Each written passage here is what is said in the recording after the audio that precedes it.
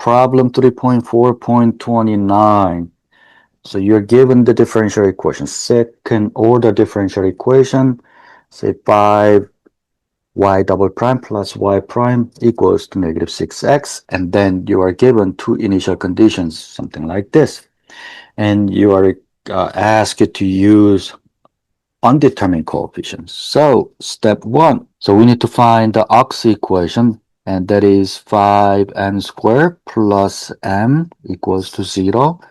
And we can factor out m, and we have a 5m plus 1 equals to 0 from here. M equals to 0, m equals to negative 1 over 5.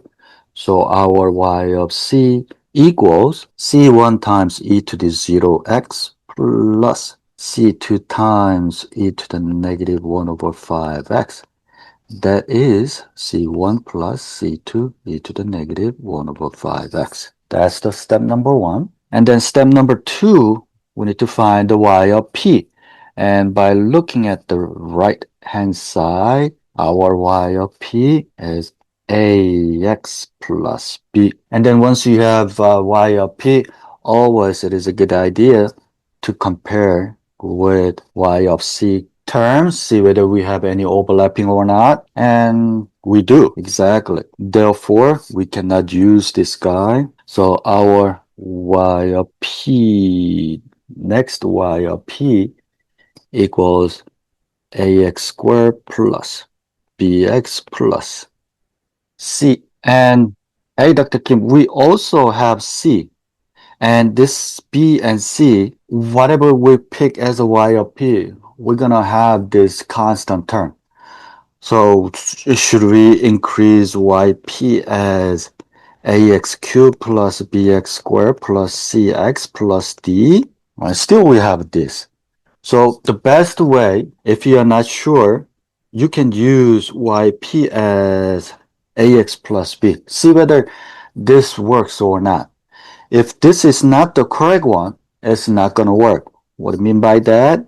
So let's say, you didn't see that as a B and C one. So what I'm going to do, we need to do yp of prime, that is A, if you're using this guy. And then p double prime is going to be 0. Therefore, if you have a y5 y double prime plus y prime, if you put that, 0 plus a equals to negative 6x, it's impossible, right? Because the left-hand side, there is no x term. So once you get to this far, you say, hey, there is something wrong. So that is the case, you need to increase the power of x. So I'm going to use this one. And if this is not the correct one, then we end up getting something like this. So now if we have a yp prime 2ax plus b, we have a yp double prime, we have a 2a, and 5 times y double prime 2a plus yp prime 2ax plus b. Now we're going to compare with the right hand side. So 2a should be negative 6. From there, a should be negative 3. And then the constant term, we have a 10a plus b equals to 0. And we said a equals to negative 3. So then b equals to 30. So that works. So our y of p equals a is what? Negative 3x squared plus 30x.